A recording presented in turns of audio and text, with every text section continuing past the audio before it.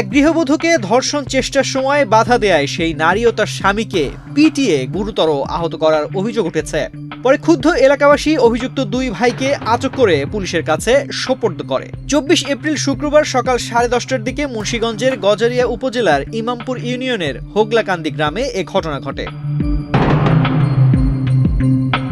জানা যায়, পূর্ব শত্রুতার জেরে একই এলাকার শাহ আলম জোরপূর্বক নার্গিস সুলতানা নামে এক গৃহবধূকে ধর্ষণের চেষ্টা চালায়। ভুক্তভোগী জানান, এ সময় তার স্বামী শাহজালাল বাধা দিতে গেলে অভিযুক্ত শাহ আলম ও তার ভাই সাজুল মিলে তাদের উপর অতর্কিত হামলা চালায়। এতে গুরুতর আহত হন স্বামী স্ত্রী দুজনই।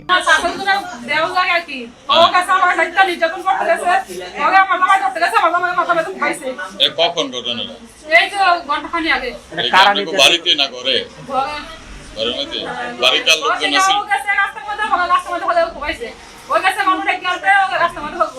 এটা কি নাম কি?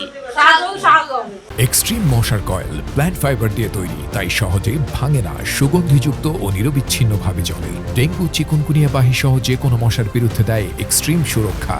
স্থানীয়রা দ্রুত তাদের উদ্ধার করে গজারিয়া উপজেলা স্বাস্থ্য কমপ্লেক্সে ভর্তি করেন। সেখানে চিকিৎসাধীন রয়েছেন তারা।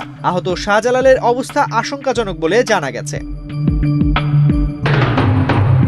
এদিকে প্রত্যক্ষদর্শীরা জানিয়েছেন, অভিযুক্ত দুই ভাই এলাকায় মাদকাসক্ত হিসেবে পরিচিত। চুরি, ছিনতাই সহ বিভিন্ন অপরাধে জড়িত থাকার অভিযোগও রয়েছে তাদের বিরুদ্ধে। ঘটনার পর ক্ষুব্ধ এলাকাবাসী শাহ আলম ও সাজুলকে আটক করে পুলিশের হাতে তুলে দেয়। স্থানীয়দের দাবি, জমি সংক্রান্ত দীর্ঘদিনের বিরোধ থেকেই এই সহিংসতার সূত্রপাত। গজারিয়া থানার ওসি হাসান আলী জানিয়েছেন, ঘটনাটি তদন্ত করে প্রয়োজনীয় আইনগত ব্যবস্থা নেওয়া হবে।